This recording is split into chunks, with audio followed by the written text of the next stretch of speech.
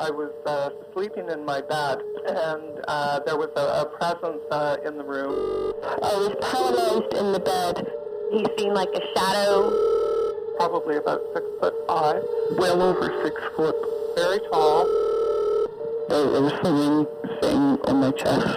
sitting on top of my chest. The lady was old and haggard. She had straggly grey hair. Kind of an old woman standing in front of me. And there was an old lady. This just was not a nightmare. I know that I am awake when this happens. Can't escape from this entity that has entered your room. It's a feeling of perhaps the greatest terror that one can imagine. The first time it happened, I was sleeping and woke up because I felt a hand on my leg and I realized that I couldn't move. And he come across this object on the ground, which was the shape of a flying saucer. So he jumped out of his pickup and went down there, and there was 4 beings laying on the ground. When I raised my head back up, I was turning my head, and out of my peripheral vision, I seen something hop to a tree. And it was tall, about 7, 8 foot tall, and it was black, real hairy, like a gorilla.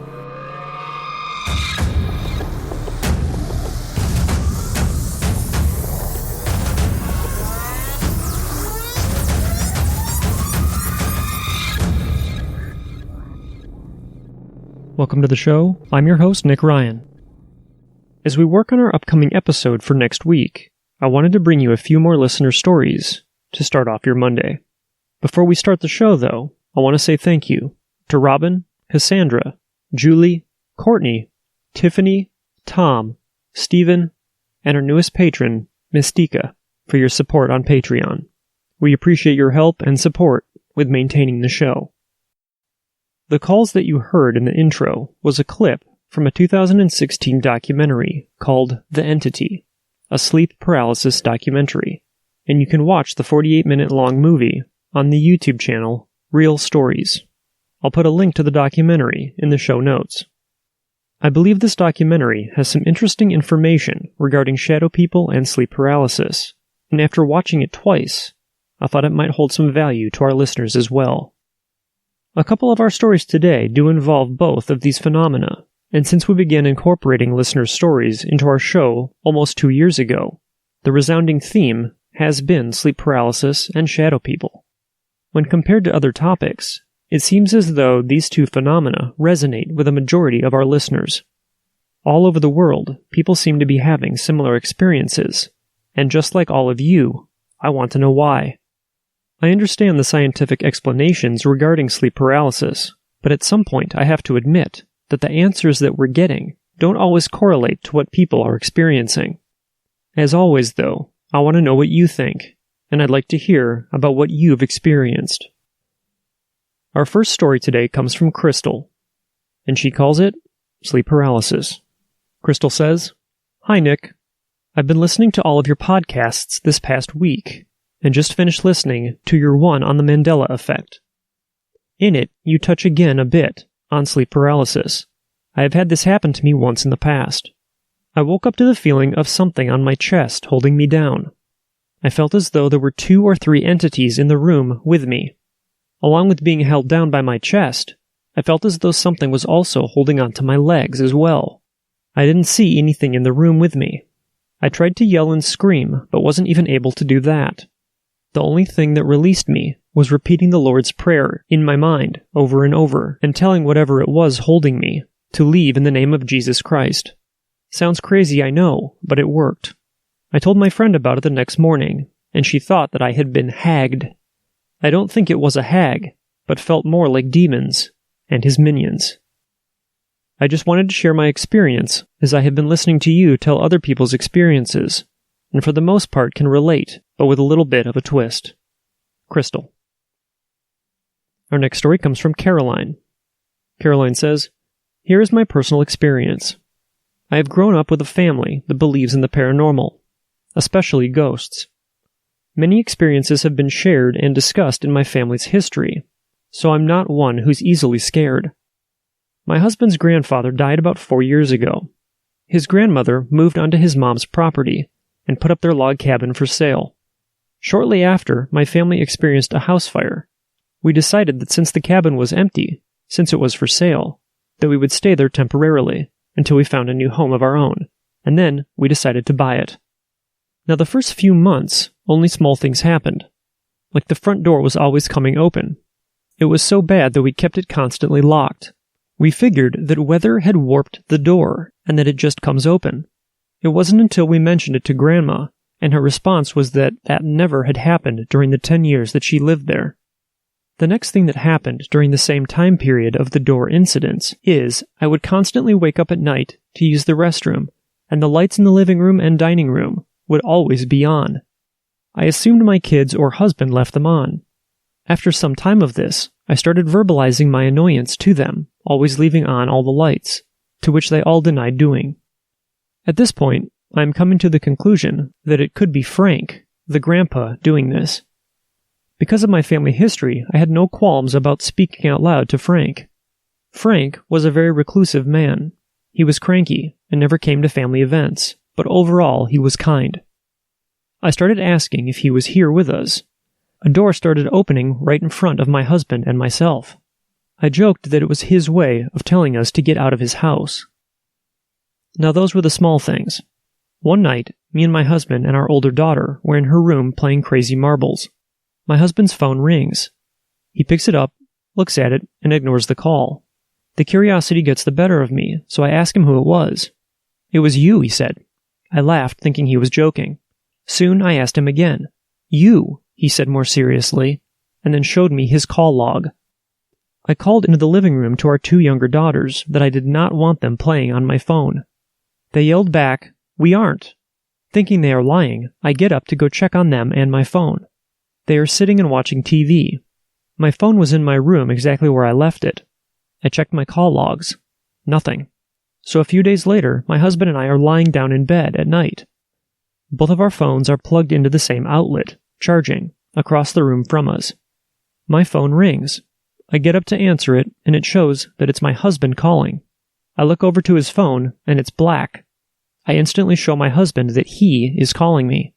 Then I get a voicemail. It was just static, though.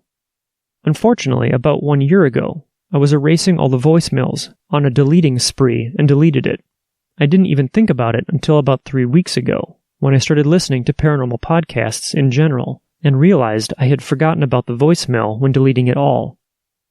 Now, the final and kind of scariest experience. My husband and I were home alone. It was daytime, but I had dozed off in bed, and I was kind of half asleep, half awake, and I could hear this banging sound. It took me a few moments to fully wake and realize it was my husband banging violently on the back door. I run back to the door and unlock the deadbolt and open the door to let him in. This was a deadbolt lock and a handle on the inside, no doorknob. He comes in madder than hell at me and asking why I slammed the door on him and locked him out. He said at first, "I thought you were just trying to be cute, but then you just made me mad when you wouldn't let me in. I was banging on the door for like 2 minutes. I said, "Babe, that was not me. I was in the bedroom dozing off. No one else was home. The deadbolt was locked when I got to it."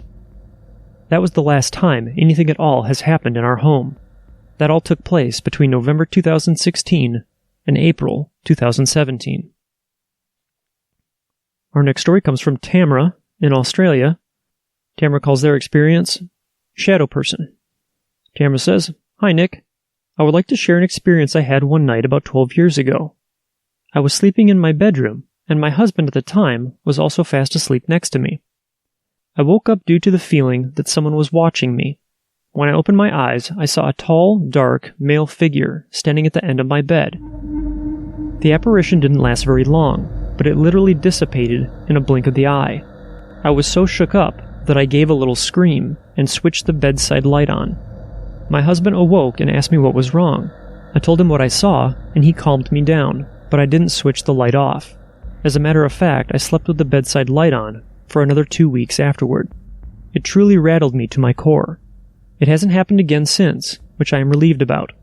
It makes me wonder why that dark figure appeared. I wonder if it came because of the negativity happening in our family home between my ex-husband and I. We divorced the following year." Our next story comes from Terry in Oklahoma.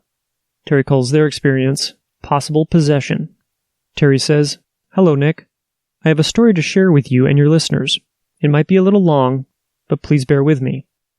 This is a recollection from my wife because I have no recollection of the situation. One night I got home from work, and like usual, I stopped by the store and bought a 6-pack of beer. I got home and sat in my recliner and was playing my video game, and I had been drinking the 6-pack. At the time we were living in Greenfield, Oklahoma, in my mother-in-law's house. We had converted the garage into a 1-bedroom, where we had our bed, couch, and a recliner. We also had a dog named Bear. My wife was talking to me, and all of a sudden I slowly turned my head toward her and had a sinister grin on my face. I stared directly at her and said nothing as she continued to holler at me with no response, as I just stared at her. She also stated that our dog reacted to the situation as he went from my feet to beside the bed and started growling and barking at me, which had never happened before. Then my wife started to freak out and hollered at my mother, who was in the kitchen right off of our bedroom, and as she reached the door, my wife said I snapped out of it, and at that point in time, I was oblivious to what had just occurred, but I could tell that my wife was distraught, and my dog would not have anything to do with me for the next 2, maybe 3 days. About a week later, I was sitting in the living room in the armchair watching TV. No lights were on in the house, just the light of the TV. I could see down the entire hallway, which led to 3 other bedrooms and 2 bathrooms, as well as a closet at the end, and it was pitch black down through the hallway. I saw a figure that seemed to be floating in the middle of the hallway, with faint red eyes, as if it were covered by a fog or mist of some sort, and it seemed as though it was staring at me. I'm sorry if the length of this story is a little long, but I figured I would share it with you and your listeners. As I am an avid listener myself, I had found your podcast this past December, and I am totally caught up to the latest podcast. Do with this story as you wish, and continue the great work that you put out. Thank you so much. Sincerely, Terry. Our next story comes from Skylar. Skylar calls their story, The Real Boogeyman. Skylar says, "Hi, Nick. I've mustered up the courage to tell this. I've had a countless number of paranormal experiences, and the one I'm about to tell you is the most horrific experience I've had. If people haven't heard of John Ken, he draws creepy pictures on sticky notes, but before I tell you the story, I'm sending a warning that it's pretty creepy. So anyway, I'm not sure if I was dreaming it, or if it was reality, or just my childish imagination. It happened when I was about 3 years old. By the way, I'm 15, almost 16, so I still remember most events that have happened to me in the past. At the time, I was still sleeping in a crib. I was playing with a little toy train, standing and leaning on the fence or bars on the crib, when I dropped my toy and was calling for one of my siblings to help me. Even though I could climb out of the crib like most toddlers might do, I didn't want to climb out because I had this feeling that I wouldn't be able to get back in. My crib is right by the door to my bedroom, so if someone walked in, they had to look to the right just to see me. I couldn't look out of the room or see anybody come in, and the hallway light was on, so there was a little light flooding my room. Like my other story, I had to try to relate whatever it was to something from reality.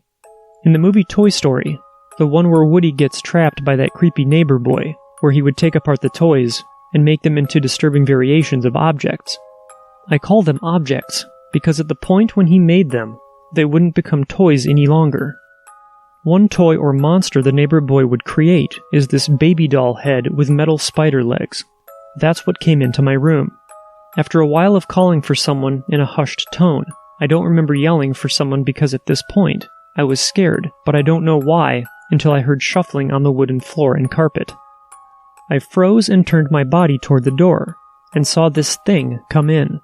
I'm getting massive chills just typing this part down. It had the head of one of my family members, and it had at least 10 legs or less. I wasn't counting at the time, because I was so scared, and I couldn't count it all really. The legs were like chicken legs, but without the feathers.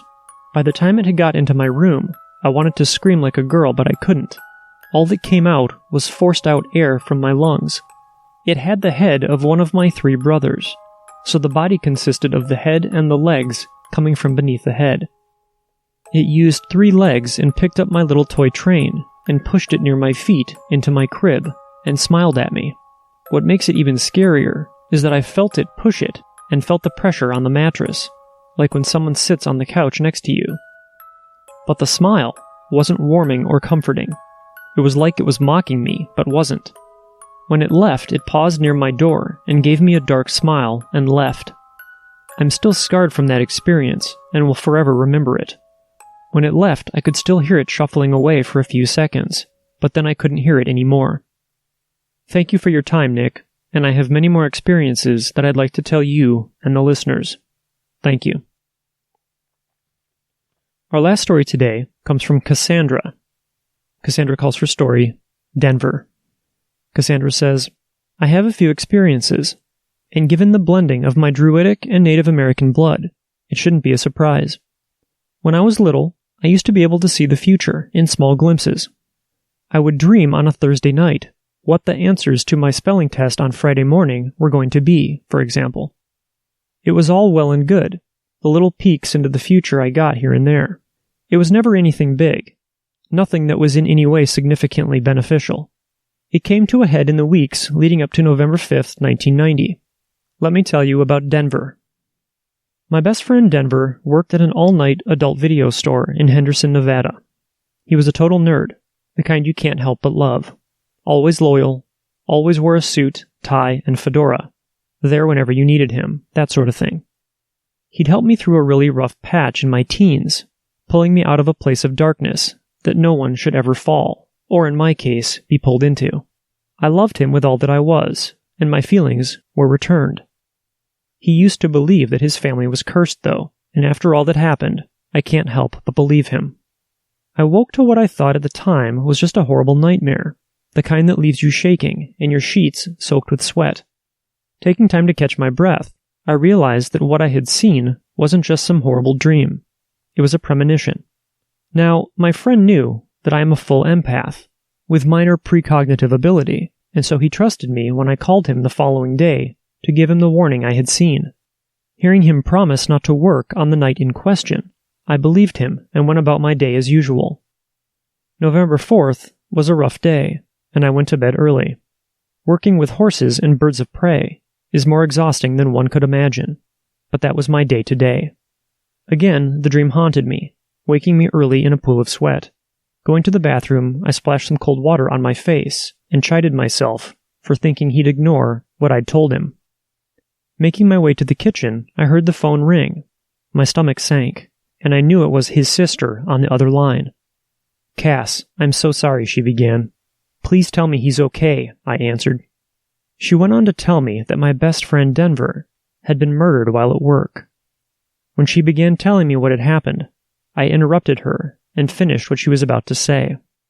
He'd been forced into the store's back area, where they kept the extra snacks and tapes. VHS took up a lot of room, and they needed shelves for all the videos, rewinders, and machines that they rented out. The man and woman had come in with the intention of robbing him, just as I'd seen in my nightmare. He wasn't planning on working that day, as he knew I often had prophetic dreams.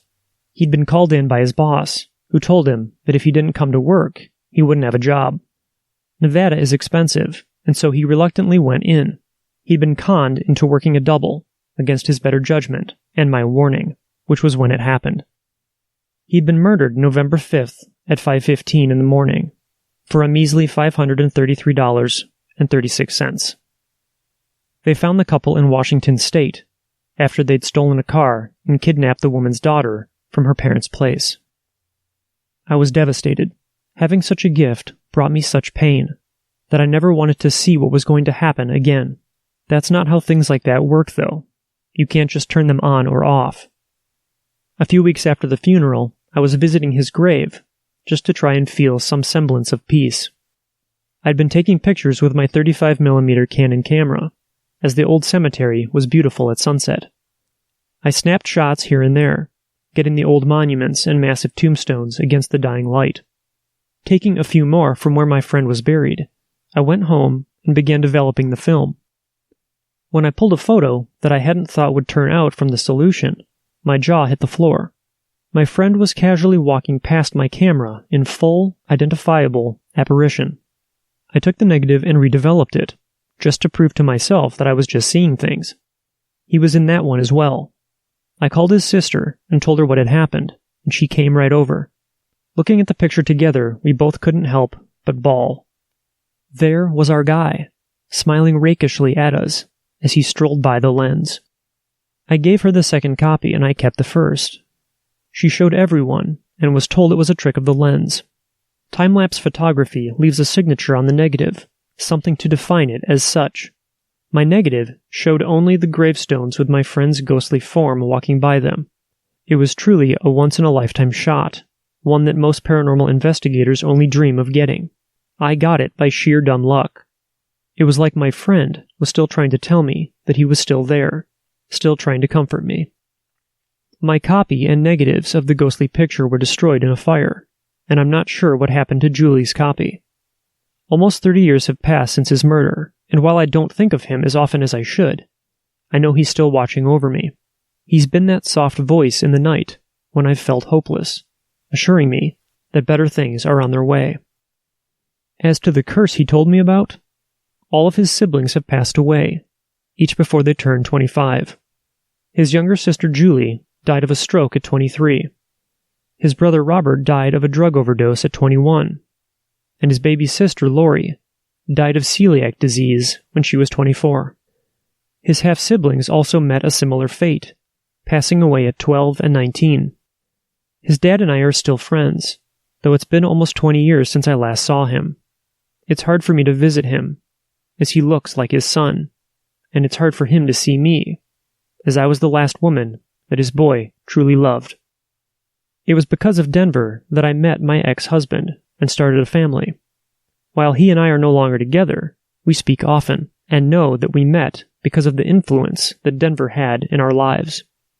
We both knew what a wonderful human being Denver was and cherished the brief time he was in our lives.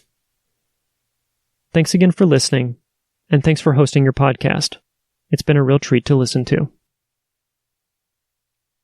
I want to say a huge thank you again to Crystal, Carolyn, Tamara, Terry, Skylar, and Cassandra for writing in and sharing your stories with everyone. Please remember that if you have a story to share with us, you can email me at paranormalmysteriespodcast@gmail.com, or you can visit paranormal-mysteries.com. You can also get involved by joining our forum and by following us on social media.